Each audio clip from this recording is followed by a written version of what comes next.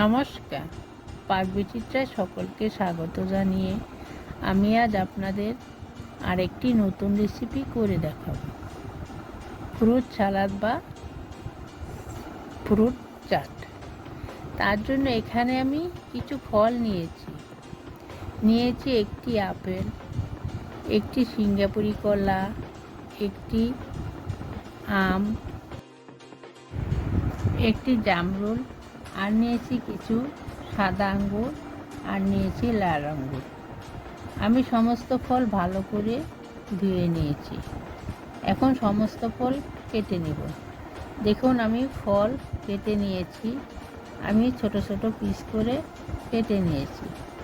আপনারা চাইলে এখানে আপনাদের পছন্দ মতো ফল নিতে পারেন, পেঁপে, তরমুজ, কমলা।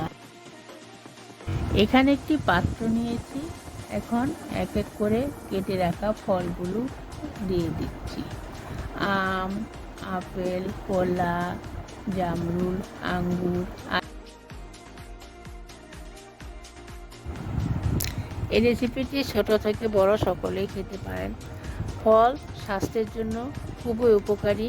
এটি একটি হেলদি রেসিপি।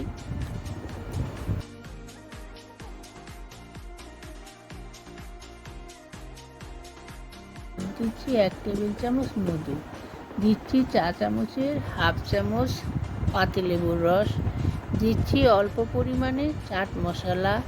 এখন চামচের সাহায্যে ভালো করে মিশিয়ে নেব। দেখুন, আমার ফলগুলো মেশানো হয়ে গেছে। দেখুন, আমার ফ্রুট সালাদ তৈরি হয়ে গেছে। আমি যেভাবে বানালাম আপনারাও আমার মতো বানিয়ে খাবেন।